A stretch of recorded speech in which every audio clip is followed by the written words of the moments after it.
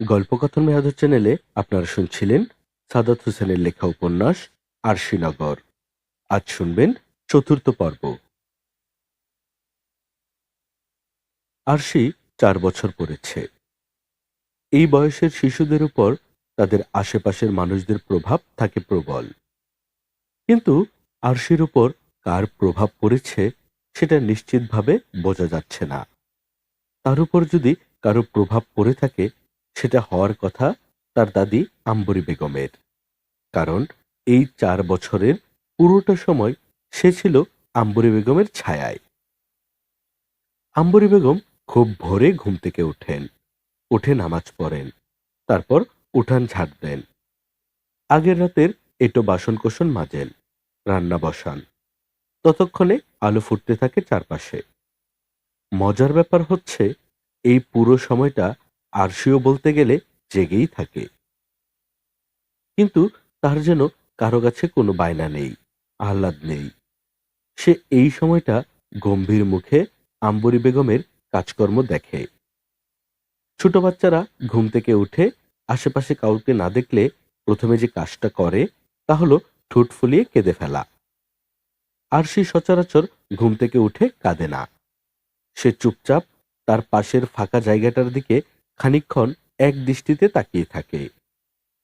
তারপর ধীরে সুস্থে একা একা চৌকি থেকে নামে, টুকটুক করে হেঁটে দরজার কাছে যায়।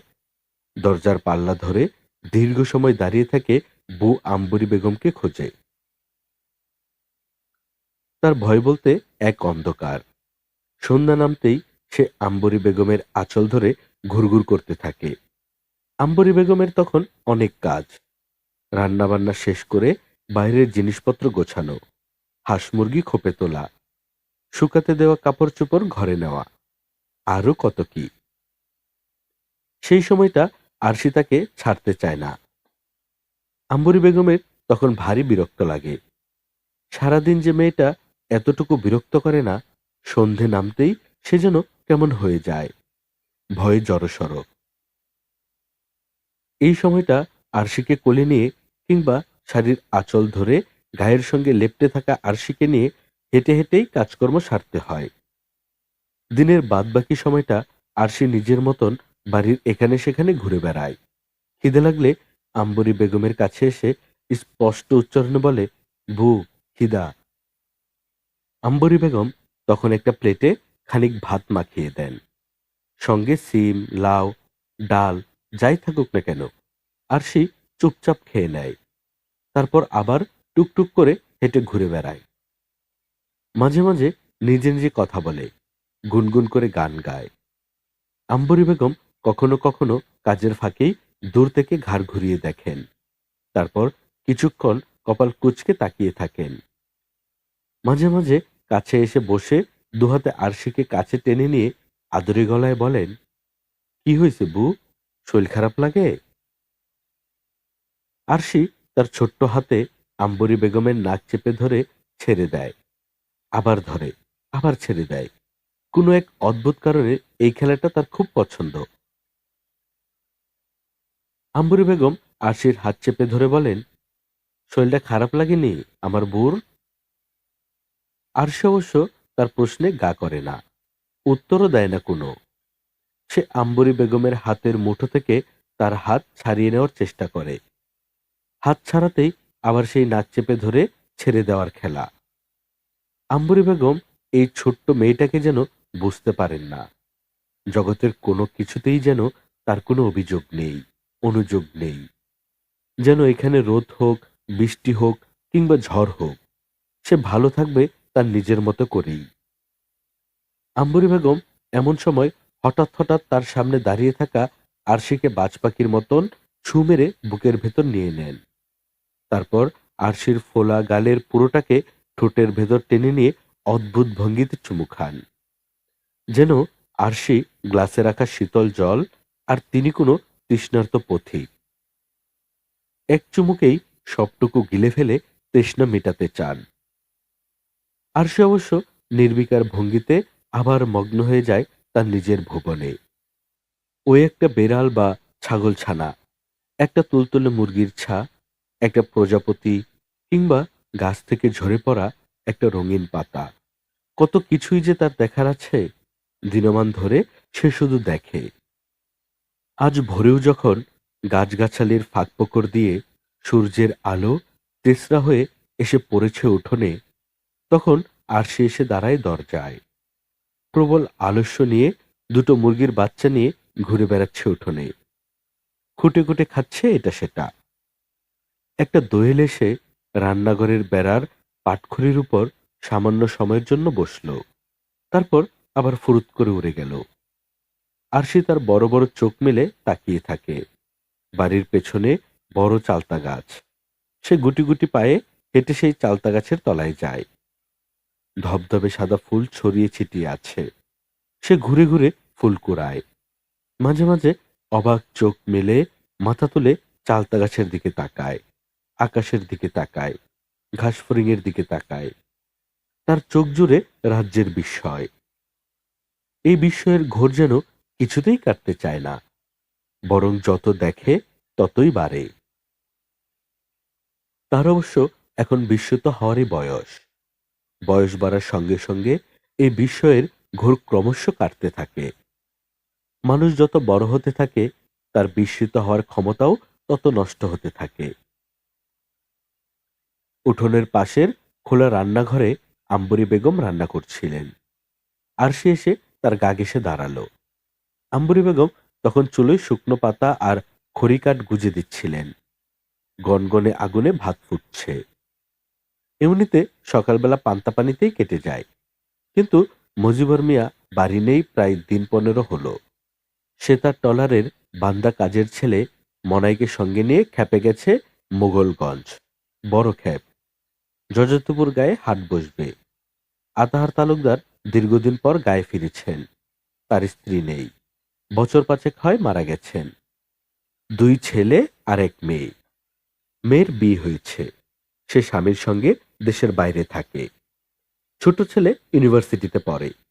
সে গায়ে এসেছে তার বড় ছেলে আফজাল, ছেলের বউ রুবিনা আর নাতনি রূপাইকে নিয়ে। তারা উঠেছেন আতাহার তালুকদারের সেই 3 তলা পুরনো ভবনে, যেখানে বন্যার সময় আশ্রয় নিয়েছিল গায়ের মানুষ, সঙ্গে কাজকর্মের লোকজন। আতাহার তালুকদার এসেই প্রথম যেটা বলেছেন সেটা হলো, জজাতিপুরের রাস্তার মাথায় নদীর ধারে যে চাতালের মতন জায়গা রয়েছে, সেখানে হাট বসবে। পায়ে হেঁটে অত দূরের রামপার মালোপাড়া কিংবা আলিপুরে যাওয়ার কষ্টের চেয়ে এখানে হাট হলে গায়ের মানুষের সুবিধা। 2-4খানা দোকানপাট দিয়ে হাটে শুরু। সেই দোকানপাট আর হাটের জিনিসপত্র মোগলগঞ্জ থেকে আনার কাজ পেয়েছে মুজিবর মিয়া। মুজিবর মিয়ার আজ ফেরার কথা। আম্বরী বেগম আরশির শরীরে হাত দিয়ে চমকে উঠলেন। আরশির গা ভর্তি জ্বর। এত জ্বর নিয়ে মেয়েটা চুপচাপ গুটিসুটি পায়ে হেঁটে বেড়াচ্ছে। তিনি আরশিকে কোলে টেনে নিলেন। তারপর ফিসফিস করে বললেন, খালি পায়ে হাঁটু কেন বউ? তোমার বাবাই না তোমার জন্য লাল টুকটুক স্যান্ডেল আনছে? আরশি কথা বলল না। মাথা এলিয়ে দিল আম্বরী বেগমের ঘাড়ে। আম্বরী বেগম কি করবেন বুঝে উঠতে পারছেন না। জ্বর উঠলে আগে তারা নিজেরাই নানান দাওয়াই দিতেন। রোগীকে ভাত খেতে দিতেন না, পানি খেতে দিতেন না, গোসল করতে দিতেন না, আরো কত কি। কিন্তু শুক্রঞ্জন ডাক্তার বলে পুরাই উল্টো কথা। এই জন্যই নিজ থেকে কিছু করতে গেলে আজকাল তিনি খুব ভয়ে থাকেন। কি করতে কি করে ফেলেন, পরে যদি আবার কোনো ক্ষতি-টতি হয়ে যায়। তবে আম্বরী বেগম একটা কাপড় ভিজিয়ে আরশির গা মুছে দিলেন। ভাত না দিলেও খানিক গুড় আর মুড়ি খেতে দিলেন আরশিকে। কিন্তু আরশি যতটুকু মুখে দিল, ফেলে দিল তার শতগুণ বেশি। দুপুর নাগাদ তার জ্বর বেড়ে আগুন হয়ে গেল। আম্বরী বেগম দিশেহারা হয়ে গেলেন। তিনি পাশের বাড়ির শেফালিকে ডেকে আনলেন। শেফালি গায়ে হাত দিয়ে চেঁচিয়ে উঠল, ও চাচি, ওরে তো ডাক্তারের কাছে নেওয়ান লাগবো। আম্বরী বেগম নিষ্প্রলব গলায় বললেন, এখন ডাক্তার কই পামু? শুকরঞ্জন ডাক্তারের বাড়ি হেই মালোপাড়া। কত দূর? অত দূর হন কারে পাঠামু? শেফালি বলল, পাঠাইলেও লাভ হইত না। শুকরঞ্জন ডাক্তার এখন গায়ে নাই, সে ঢাকা শহর গেছে। আম্বরী বেগম করুণ গলায় বলল, ও শেফালি, এখন তাইলে উপায় কি? শেফালি বলল, মজিবরের না আইজ আসনের কথা, সে কখন আসবো? আম্বরী বেগম বললেন, তার তো দুপুরের মধ্যেই আসনের কথা, কিন্তু দুপুর তো গড়াইয়া গেল। দুপুর গড়িয়ে গেলেও মুজিবর মিয়ার কোনো খবর নেই। আরশির অবস্থা দেখে আম্বরী বেগম নিজেই অসুস্থ বোধ করতে লাগলেন। পরপর কয়েকবারই এমন হলো যে তিনি ছুটে ঘরের বাইরে গেলেন। প্রতিবারই তার মনে হলো মুজিবর মিয়া যেন ফিরে এসেছে, যেন উঠোনে দাঁড়িয়ে তাকে মা মা বলে ডাকছে। কিন্তু মুজিবর মিয়া আসেনি।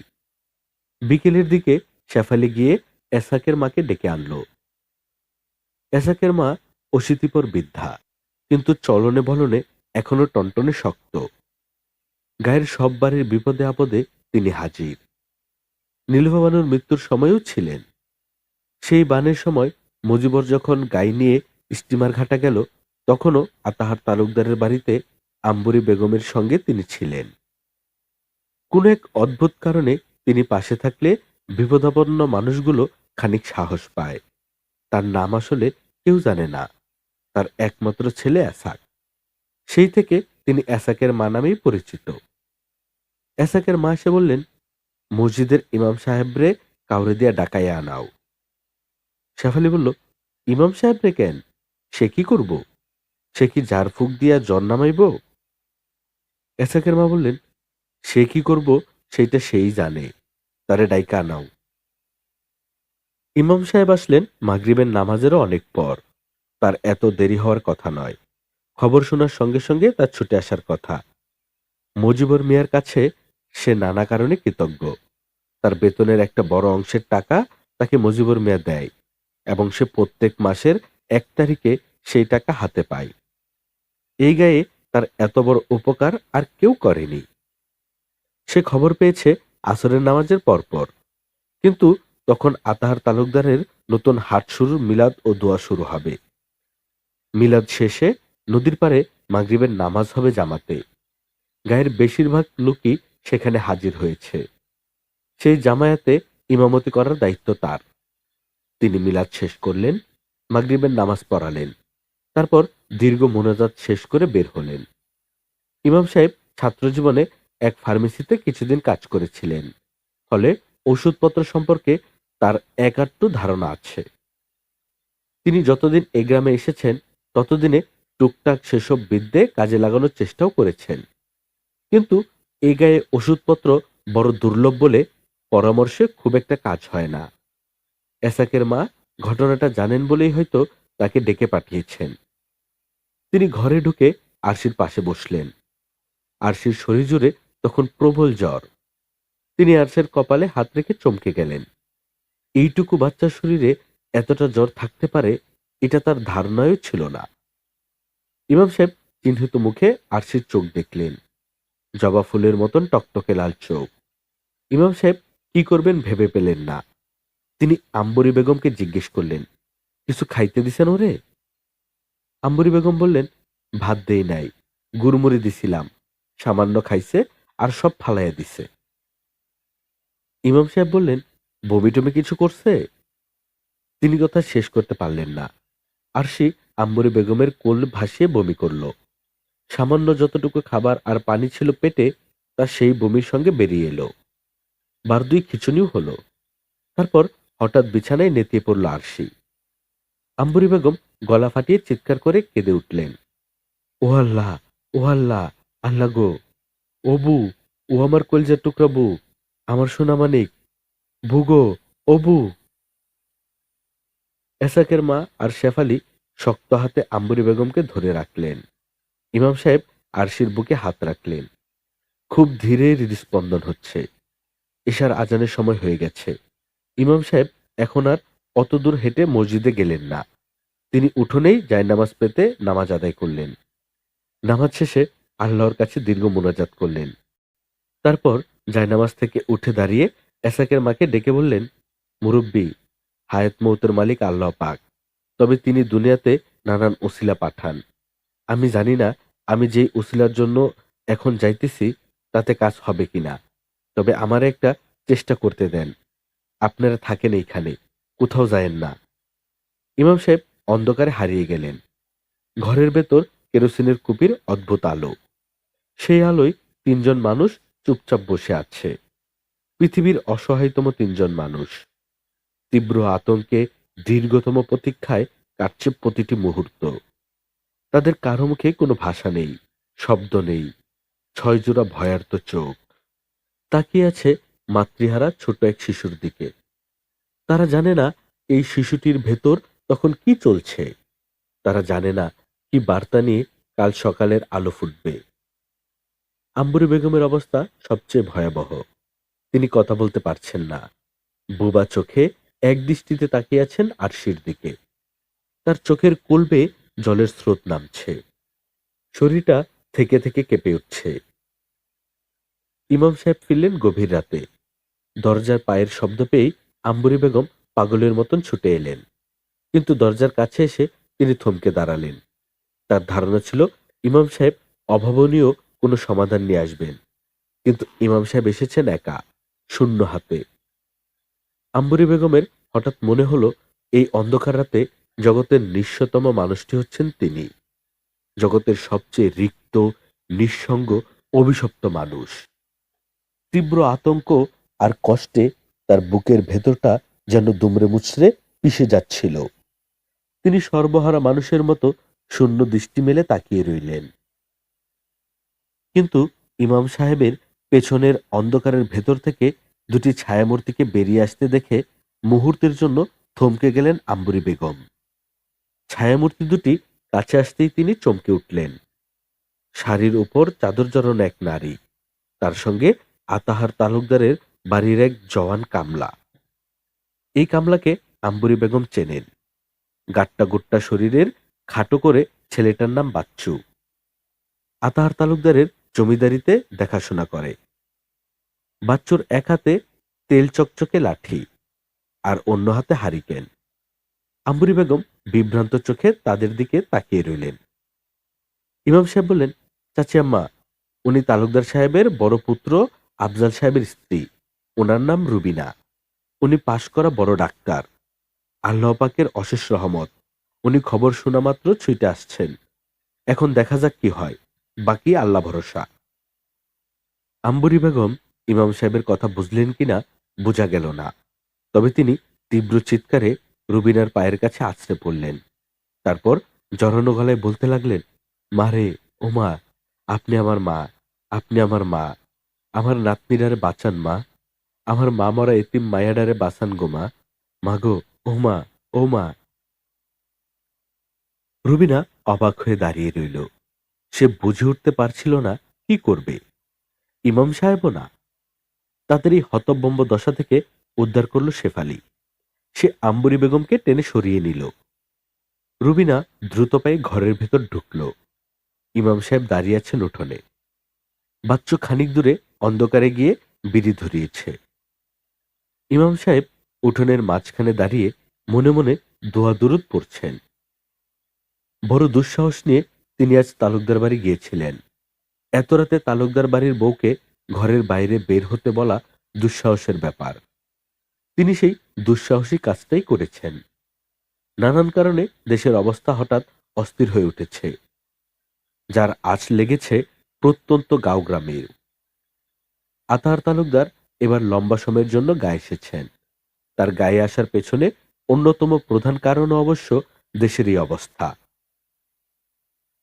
তিনি নতুন কোনো পরিকল্পনা নিয়েই এসেছেন। তিনি জানেন আগের সেই রমরমা অবস্থা আর তালুকদারদের নেই। তাছাড়া আশপাশের অনেক অঞ্চলের মানুষই এখন তালুকদারদের কর্তৃত্ব অগ্রাহ্য করতে মাথাচাড়া দিয়ে উঠেছে। এই গায়ের বাইরেও বিভিন্ন অঞ্চলে তালুকদারদের বহু জমিজমা রয়েছে। দূর দূরান্তের সেসব জমিজমা নিয়েও হরহামেশা ঝামেলা লেগেই আছে।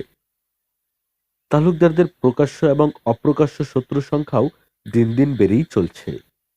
সুতরাং এ অবস্থায় এত রাতে তালুকদার বাড়ির বউকে বাড়ির বাইরে আসতে বলার অনুরোধ দুঃসাহসেরই ব্যাপার। ইমাম সাহেব অতি সূক্ষ্ম আশা নিয়ে গিয়েছিলেন। আতাহার তালুকদারের সামনে দাঁড়িয়ে তিনি হাউমাউ করে কান্না শুরু করে দিলেন। আতাহার তালুকদার হতভম্ব গলায় বললেন, কি হয়েছে ইমাম সাহেব, কাঁদছেন কেন? ইমাম সাহেব ঘটনা খুলে বললেন। আতাহার তালুকদার দেয়াল ঘড়ির দিকে তাকিয়ে সময় দেখলেন। তারপর কিছুক্ষণ চুপ করে বসে থেকে বললেন, আমার নাতনি রূপাই ঠান্ডা জ্বরে কাহিল হয়ে পড়েছে। ও ঘরে ঘুমোচ্ছে। বড় বৌমা বোধহয় তাকে ঘুম পাড়াচ্ছে। মেয়েটা গ্রামে আসার পর খুব যন্ত্রণা করছে। আপনি একটু বসেন ইমাম সাহেব, আমি দেখছি কি করা যায়। তার নাতনির নাম রূপাই, আরশির কাছাকাছি বয়স।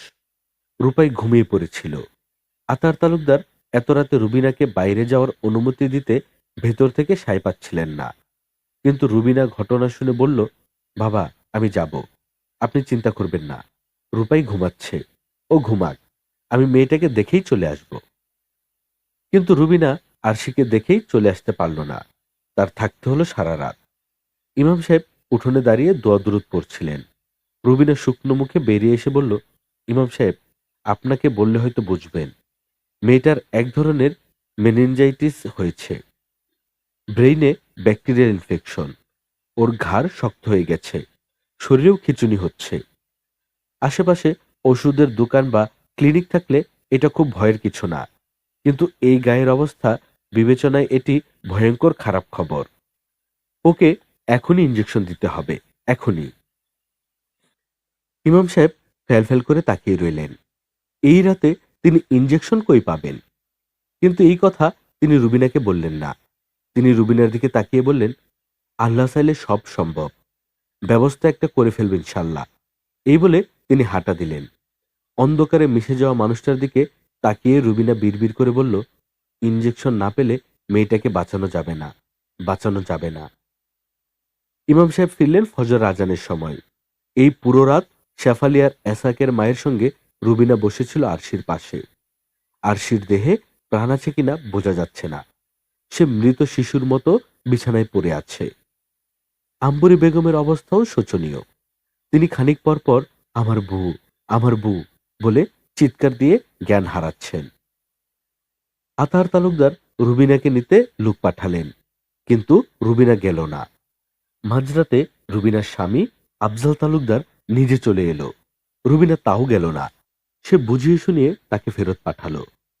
ইমাম সাহেব যখন ইঞ্জেকশন নিয়ে মুজিবুর মিয়ার বাড়ি ফিরলেন, রুবিনার তখন তন্দ্রার মতো লেগে এসেছিল। ইমাম সাহেব রুবিনাকে দেখে হকচকিয়ে গেলেন। তার ধারণাও ছিল না রুবিনা সারা রাত মুজিবুর মিয়ার ঘরে বসে থাকবে। রুবিনা ইমাম সাহেবকে দেখে বলল, কিছু ব্যবস্থা হয়েছে ইমাম সাহেব? ইমাম সাহেব বললেন, ব্যবস্থা হয়েছে মা জননী, তবে আমি কি বেশি দেরি করে ফেলাইছি? ক্লান্ত রুবিনা মুহূর্তের জন্য চমকে গিয়ে ইমাম সাহেবের দিকে তাকালো। ইমাম সাহেব তাকে মা জননী বলে ডাকছে কেন? কিন্তু কোনো কথা বলল না সে। ইমাম সাহেবের হাত থেকে ইঞ্জেকশনটা নিয়ে আবার ভেতরে চলে গেল। ইমাম আকরাম হোসেন সুবহে সাদিকের সেই অদ্ভুত রহস্যময় আলোয় উঠোনের মাঝখানে নামাজে বসলেন। নামাজ শেষে দীর্ঘ মোনাজাতে তিনি আরশির সুস্থতার জন্য দোয়া করলেন। দোয়া করলেন রুবিনার জন্যও। মোনাজাতের শেষ অংশে তিনি কাতর কণ্ঠে বললেন, হে আল্লাহ, এই উত্তম কাজের জন্য তুমি তাকে প্রাপ্য প্রতিদান দিও, আমিন।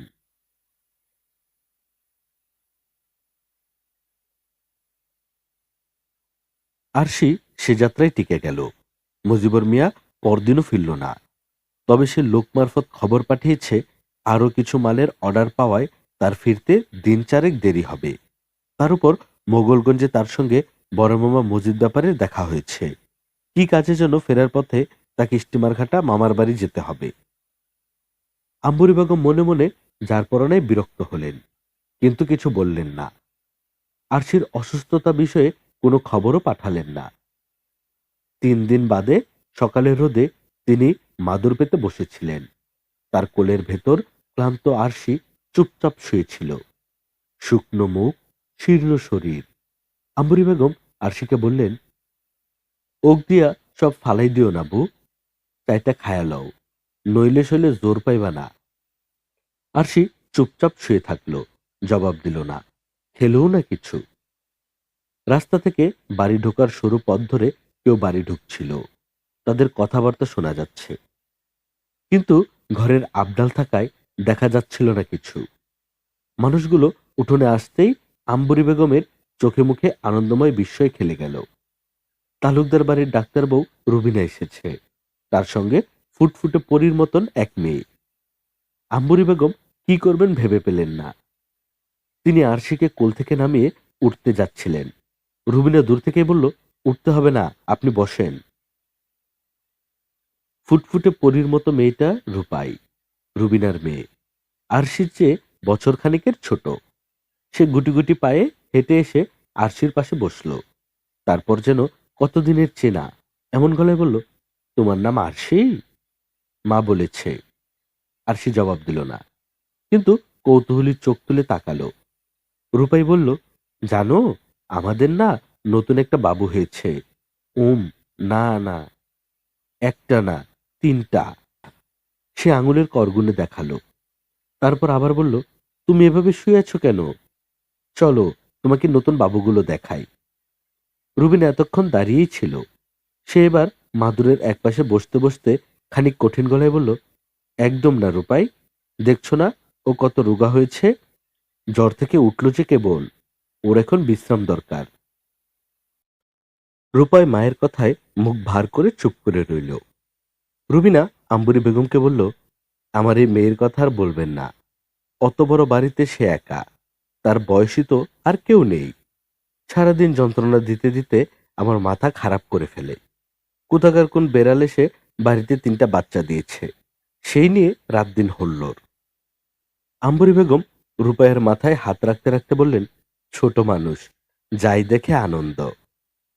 রুবিনা বলল, এটা অবশ্য ঠিক বলেছেন। ছোটরা সবকিছুতেই আনন্দ পায়, আর বড়দের ক্ষেত্রে ঘটনা ঘটে উল্টো। তারা সবকিছুতে পায় কষ্ট। বড়দের জগৎ জুড়ে থাকে নানা রকম কষ্ট। আম্বরী বেগম অতিথিদের কি খেতে দেবেন, কি বলবেন, কিভাবে কৃতজ্ঞতা জানাবেন, এই নিয়ে ব্যতিব্যস্ত হয়ে পড়লেন। কিন্তু রুবিনা তাকে নিরস্ত করল। তারা কিছুক্ষণ থাকল। রুবিনা আরশির খোঁজ খবর নিল। রূপাই নানাভাবে চেষ্টা করল আরশির সঙ্গে ভাব জমাতে, কিন্তু আরশি তেমন সাড়া দিল না। তারা যতক্ষণে গেল ততক্ষণে সূর্য মাথার উপরে চলে এসেছে। আরশি ক্লান্ত হয়ে আরেক দফা ঘুমিয়ে পড়েছে। আরশিকে ঘরে রেখে আম্বরী বেগম গেলেন রান্না বসাতে। মজিবর মিয়া ফিরল সন্ধ্যাবেলা। আরশি তখনও ঘুমাচ্ছে। আম্বরী বেগম মজিবর মিয়ার সঙ্গে তেমন কথা বললেন না। ঘরের মেঝেতে মাদুর বিছিয়ে তাকে ভাত দিলেন। মজিবর মিয়া ভাত খেতে বসল না। সে বসে রইল ঘুমন্ত আরশির পাশে। দীর্ঘ সময় বসে রইল। মেয়েটা বেঘরে ঘুমাচ্ছে, তবে ঘুমের ভেতর মাঝে মাঝে তার ঠোঁট কাঁপছে, চোখের পাতা কাঁপছে, বড় বড় নিঃশ্বাসের সঙ্গে তার বুক উঠানামা করছে। মজিবর মিয়া এক দৃষ্টিতে তাকিয়ে রইল। একবারের জন্য চোখের পাতা ফেলল না পর্যন্ত। কতক্ষণ এমন বসেছিল সে জানে না, তবে সে আবিষ্কার করল তার গাল বেয়ে খুব ধীরে কিছু একটা নেমে আসছে। মুজিবুর মিয়া হাতের উল্টো পিঠে গাল মুছতে গিয়েও মুছল না। জলের ফোঁটাটা দীর্ঘ সময় নিয়ে গড়িয়ে চিবুকের কাছে এসে খানিক থামল, জমল, তারপর বড় হলো, তারপর টুপ করে ঝরে পড়ল ঘুমন্ত আরশির গালে। মুজিবুর মিয়া ঘুমন্ত কন্যার গালের উপর জলজল করতে থাকা পিতার চোখের অশ্রুফোঁটা মুছল না, তাকিয়ে রইল। পরের 2 বছর চলে গেল অতি দ্রুত। জজাতিপুরে হাট বসল। হাট জমে উঠল। জমে না ওঠার কারণ অবশ্য ছিল না। গায়ের মূল রাস্তার মাথায় ওই চাতালের ছোটখাটো বাজার বসছিল বেশ কবছর ধরেই। পাশেই জজাতিপুর নদী। ওই গোল চাতালের মতন জায়গাটুকুতেই গৃহস্থরা তাদের ক্ষেতের বেগুন, শিম, লাউ, মূলা নিয়ে বসে যেত। ছেলেরা নদী থেকে মাছ নিয়ে বসে যেত। বেচা বিক্রি যে খুব হতো তা নয়, তবু পায়ে হেঁটে অত দূরের রামপাড়া, মালুপাড়া কিংবা আলিপুরে যাওয়ার কষ্টের চেয়ে এই বেশ। বাজার একটু একটু জমে উঠছিল। বন্যা বাদলা না হলে জজাতিপুর জায়গা হিসেবে লোভনীয়। একটু নিচু বিল এলাকা, এই যে সমস্যা। বৃষ্টি হলেই জলের আধার হয়ে যায়। তা না হলে নদী পার হয়ে মাইল সাতেক দক্ষিণে যেতে পারলেই মূল পাকা সড়কে পৌঁছে যাওয়া যেত। জায়গার নাম রাঙা রোড। রাঙা রোডে রোজ রোজ বড় গাড়ি ঘোড়া না চললেও রিক্সা ভ্যান হরহামেশাই চলে। বড় দু একখানা বাস, টেম্পো দেখা যায়, তবে তা কালে ভদ্রে। জজাতিপুরের মানুষের সমস্যা হচ্ছে ওই রাঙ্গা রুট অবধি যাওয়া। বর্ষায় নদী হু হু করে বেড়ে যায়, তারপর নদী পেরুলেও বাকি পথ দুর্গম। ভালো রাস্তাঘাট নেই বলে জমি জিরাতের মাঝখান দিয়ে প্যাচপ্যাচে কাদা জলের পথ। শুকনো মৌসুমে যে খুব সুবিধা তা নয়। রাস্তা নেই বলে অতদূর পায়ে হাঁটা পথ এড়িয়ে মানুষজন নৌকা ট্রলারে দূরের পথেই ধরে। নদীর ওধারে রাঙ্গা রুট অবধি উঁচু একখানা পাকা সড়ক হলে অবশ্য বেশ হতো। বাজারটাও জমে উঠত, দোকানপাট উঠত, ব্যবসা বাণিজ্য হতো। ধুমধাম করে জজাতিপুরের চেহারাটাই পাল্টে যেত। কিন্তু জজাতিপুরের জন্য সেটা কে করবে? শেষ পর্যন্ত এই হাটের মাধ্যমে সেই শুরুটা তো হলো। হাটের সিদ্ধান্ত আতাহার তালুকদারের। তিনি বিচক্ষণ দূরদর্শী মানুষ। পূর্বপুরুষের সেই দুর্দণ্ড প্রতাপ আর নেই, কিন্তু সামনে আবার সুযোগ বোধহয় আসি আসি করছে। দেশের রাজনৈতিক অবস্থার পট পরিবর্তন হতে যাচ্ছে, এটা আতাহার তালুকদার দিব্যি টের পাচ্ছেন। তাই ছেলেকে নিয়ে এলাকায় একটা শক্ত অবস্থান পূর্ণ প্রতিষ্ঠার চেষ্টা করছেন। সময় পাল্টেছে। আগে গাঁও গ্রামে যুগ যুগ ধরে মানুষ কোনো একটা পরিবারের কর্তৃত্ব, আনুগত্য মেনে নিত, কিন্তু এখন সময় পাল্টেছে। জজাতিপুর এবং এর আশেপাশের অনেক গাঁয়েও এখন নতুন নতুন মানুষ মাথা গজাচ্ছে। এই সংকেত আতাহার তালুকদার পেয়েছেন, কিন্তু তিনি জানেন সময় থাকতে সিদ্ধান্ত এবং ব্যবস্থা নেওয়া কত কাজের। তার এই ব্যবস্থার একটি হচ্ছে জজাতিপুরে হাট বসানো। তিনি তার বড় পুত্র আফজাল তালুকদারকে দিয়ে এই জজাতিপুরের আশেপাশের পুরো এলাকা জুড়ে তালুকদারদের সেই আগের দিন ফিরিয়ে আনায় ছক কষছেন।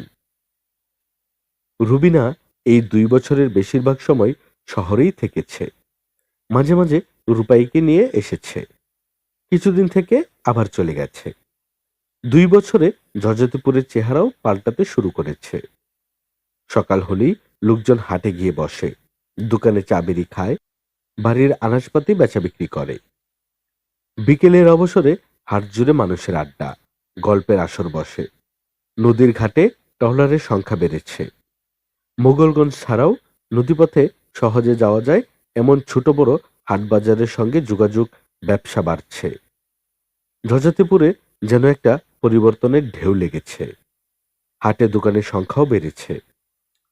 হাটের জমির মালিক আতাহার তালুকদার হলেও তিনি বেশিরভাগ জমি নামমাত্র মূল্যে স্ট্যাম্পে সই করে দোকান তোলার জন্য ভাড়া দিচ্ছেন, যাতে করে যাদের নিজেদের খরচে দোকান তোলার সামর্থ্য আছে তারা যেন দোকান তুলতে পারে। যাদের সামর্থ্য আছে তারা কিনে নিচ্ছে।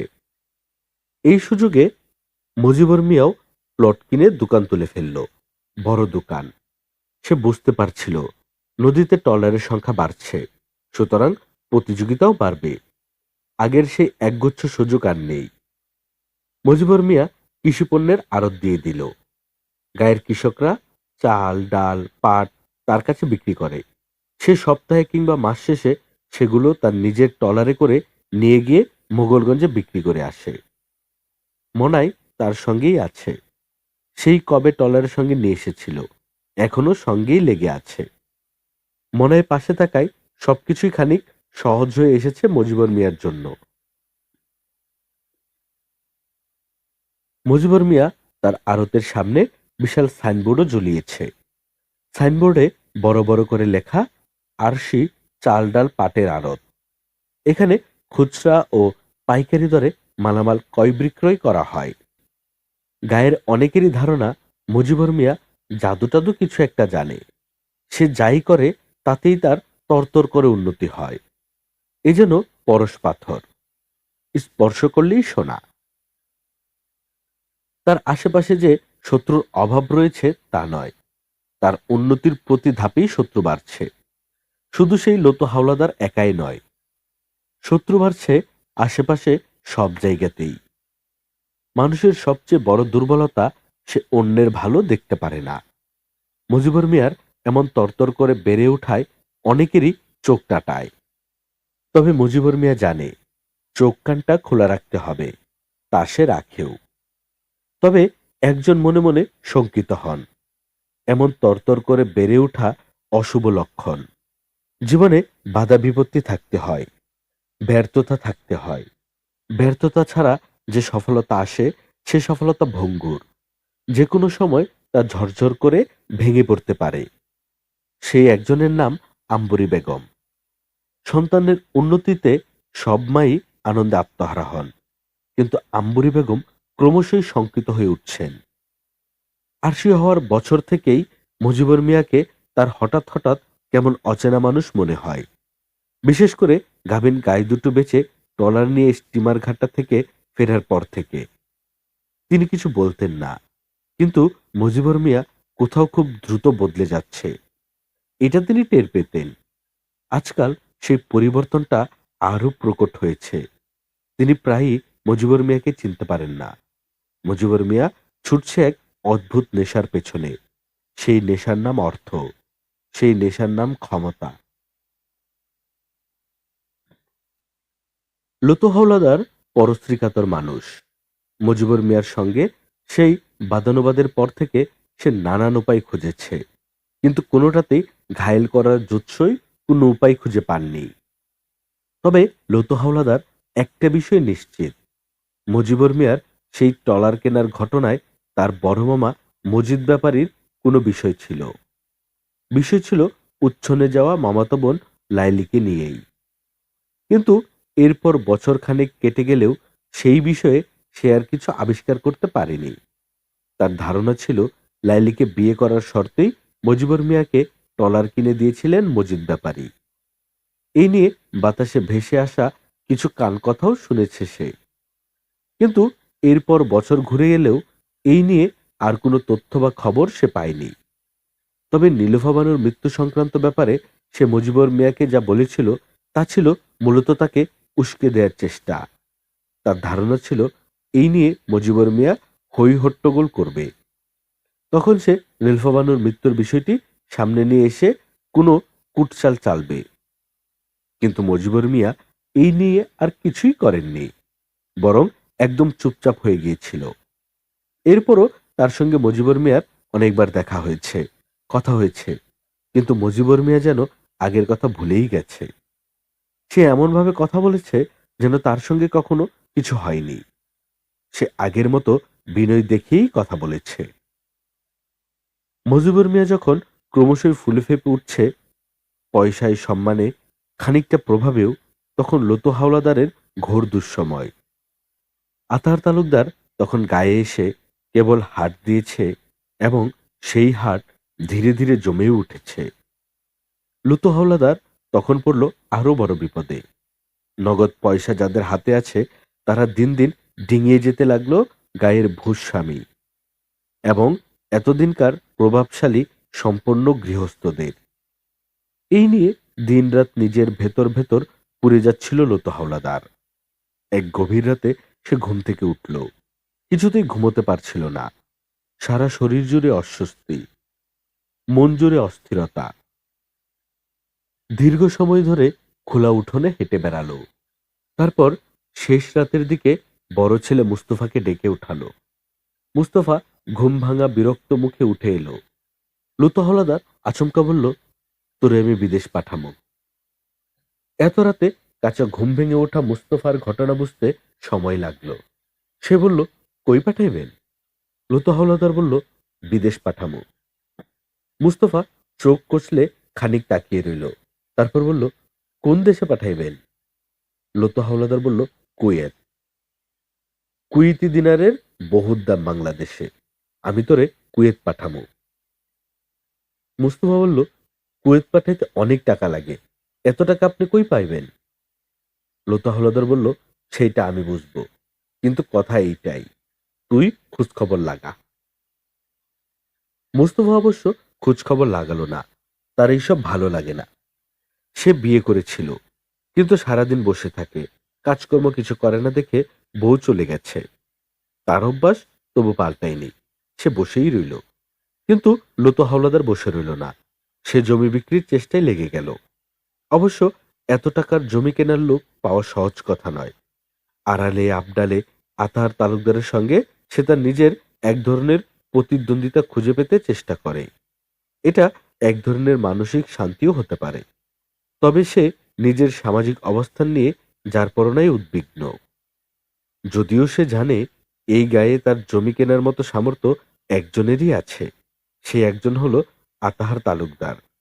কিন্তু সে আতাহার তালুকদারের কাছে যেতে চায় না। তবে কোনো উপায় না পেয়ে অনেক ভেবেচিন্তে শেষ পর্যন্ত আতাহার তালুকদারের কাছেই গেল।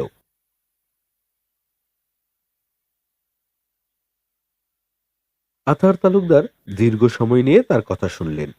তারপর ঠান্ডা গলায় বললেন, দেখো লতু মিয়া, ওইসব দেশে এখন ছেলে পাঠানো বুদ্ধিমানের কাজ হবে না, নানান ঝামেলা চলছে। শুনেছি কিছুদিন আগে যুদ্ধ টুদ্ধ হয়েছে। এই মুহূর্তে ছেলে পাঠানো কি ঠিক হবে? লতু হাওলাদার বলল, কিন্তু লোকজন তো যাইতেছে। আতাহার তালুকদার বললেন, লোকজন যেখানে যাবে তুমিও সেখানে যাবা? লতু হাওলাদার বলল, দরকার হইলে যাব। আতাহার তালুকদার বললেন, মানুষ টাকা পয়সার জন্য অনেক মন্দ জায়গায়ও যায়, আজে বাজে কাজ করে, তুমিও করবা? কিছু মানুষ তো থাকেই যারা টাকা পয়সার জন্য জাহান্নামে যেতে হলে সেখানেও যাবে। টাকা পয়সার প্রতি এত লোভ ভালো না লতু মিয়া। তোমার তো কোনো কিছুর অভাব নাই লতু মিয়া, না খেয়ে তো মরতেছ না, মরতেছ। লতু হলদার কিছু একটা বলতে যাচ্ছিল, কিন্তু তাকে থামিয়ে দিয়ে আতাহার তালুকদার ভারী গলায় বললেন, আমি জমি জমা কিনবো না লতু, আমার অত টাকা নেই। অন্য কোনো বিষয় থাকলে বলো, আর লোভটা একটু কমাও, এত লোভ ভালো না। এই কথার পর আর কথা চলে না। লতু হাওলাদার ভীষণ অপমানিত বোধ করল। সেই সঙ্গে প্রতিজ্ঞা করল, যে করেই হোক মুস্তফাকে সে বিদেশে পাঠাবেই। তা সে পাঠালো। মজার ব্যাপার হচ্ছে, মোস্তফাকে বিদেশ পাঠাতে তাকে যে সাহায্য করল তার নাম মুজিবর মিয়া। ঝজাতেপুর হাটে তখন কেবল আড়ত তুলেছে মুজিবর মিয়া। দুপুরে কাঠমিস্ত্রিরা কাজ করছে। এমন সময়ে মনায় এসে বলল, ভাই, আপনার লতু হাওলাদারের পোলা মুস্তফা ডাকে। মুজিবর মিয়া বলল, ডাকাডাকির কি আছে, মুস্তফারে বলো এইখানে চলে আসতে। মনায় বলল, আমি বলছি, কিন্তু সে বলে কি না কি কথা, এই মিস্ত্রিদের সামনে বৈশা বলতে পারবো না। মুজিবর মিয়া বিরক্ত মুখে গেল। সব শুনে সে বলল, এত টাকা তো আমার নাই রে মুস্তফা। তাছাড়া যেই অল্প কয়টা টাকা জমাইছিলাম তাই আড়ত তুলতে গিয়েই প্রায় শেষ। মুস্তফা বলল, তোর তো আর সব টাকার ব্যবস্থা করতে হইব তা না। আব্বাই আরো কাস্টমার দেখছে, তোর কাছে আসতে শরম পাইতেছে। তোরে নাকি একদিন কি নাকি বলছিল। বুঝছি তো, এতগুলো টাকা একজনে দেওয়ানের মতন অবস্থা জজাতিপুরে কার আছে? মুজিবুর মিয়া বলল, হ, সেইটা ঠিক কথা, তো তোর পরিকল্পনাটা কি? মুস্তফা বলল, আব্বা ৪-৫ জন কাস্টমার জোগাইছে, এখন তুই যদি বিঘা চারেক জমি কিনস তাইলেই হয়ে যায়। জমি ভালো, এই হাটের সঙ্গেই, সোনার জমি, কম দামেই পাইবি। মুজিবুর মিয়া জমি কিনল, ৪ বিঘা জমিই কিনল। মুস্তফাও চলে গেল বিদেশে। মুজিবুর মিয়া জমি কেনায় লতু হাওলাদার যে খুব খুশি হলো তা না, বরং সে ভেতরে ভেতরে এটাকে তার আরো একটা পরাজয় হিসেবেই নিল। তার যে জমিতে একসময় মুজিবুর মিয়া কামলা খেটেছে, পেটে ভাতে খেটেছে, সেই জমিতে মুজিবুর মিয়া যখন মনাইকে সঙ্গে নিয়ে ছাতা মাথায় ঘুরে বেড়ায়, তখন লতু হাওলাদারের বুকের ভেতরটা দাউ দাউ করে জ্বলে ওঠে। সে মনে মনে তীব্র প্রতিহিংসায় জ্বলতে থাকে আর দিন গুনতে থাকে সময়ের।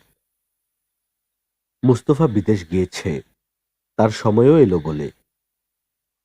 সে অপেক্ষা করতে জানে, নিজের সময়ের অপেক্ষা।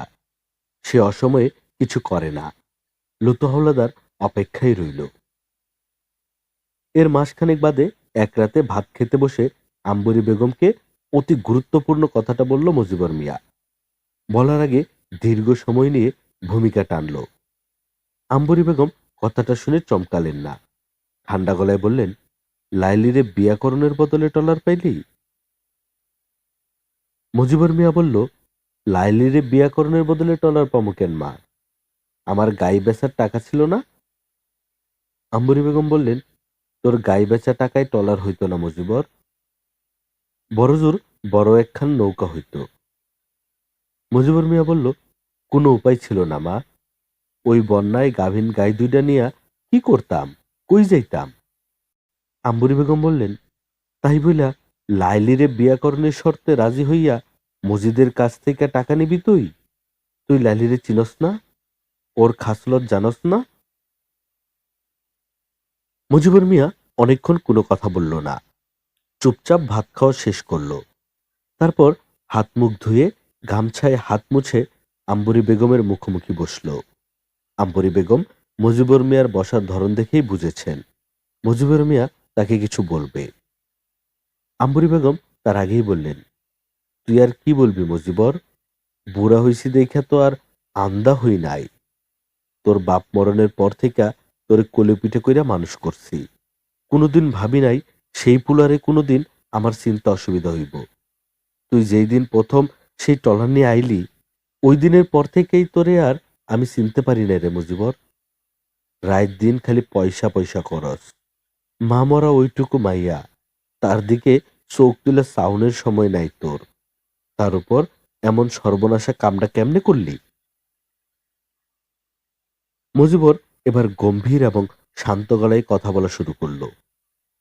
শুনো মা, আমি না ভাইবা বুঝা কিছু করি নাই, অনেক ভাইবা বুঝাই সিদ্ধান্তটা নিচ্ছি। নীলুফা যেই সময় মরল, ওই সময় থেকেই আমার মাথায় চিন্তাটা ঢুকছে মা। তুমিই তো দেখছ, নীলুফার মা নানারে আমি মুখের উপর বলে দিছি, আর সে আমার কাছেই থাকবো। এখন কথা হইল, আমি জোয়ান পোলা, তোমার কাছে কি কমু মা? আমার তো একটা বিয়া শাদী করণ লাগবো। একদিন না একদিন ঘরে আরশির সৎমা আইবই। সৎমা কখনো ভালো হয় দেখছ? আম্বরী বেগম বললেন, ও, তুই বলতেছস লাইলি খুব ভালো হইব? আরশিরে কলজার ভেতর ভইরা রাখবো? ওইটারে আমি হারে হারে চিনি, একটা আস্তা ইবলিশ। প্রিয় শ্রোতা বন্ধুরা, আপনারা শুনছিলেন সাদাত হোসেনের লেখা উপন্যাস আরশিনগর। আজ শুনলেন চতুর্থ পর্ব। গল্প পাঠে আমি আদর ছিলাম আপনাদের সঙ্গে। এরকম গল্প আমরা প্রতিনিয়ত আপলোড করে যাচ্ছি। আপনি যদি আমাদের চ্যানেলে নতুন হয়ে থাকেন, তাহলে অবশ্যই চ্যানেলটি সাবস্ক্রাইব করে দিবেন। গল্প পাঠ ভালো লাগলে বন্ধুদের সঙ্গে শেয়ার করবেন। পরবর্তী গল্প শোনার আমন্ত্রণ জানিয়ে আজকের মতো এখানেই বিদায় নিচ্ছি। সবাই ভালো থাকবেন, সুস্থ থাকবেন, সুন্দর থাকবেন। আল্লাহ হাফেজ।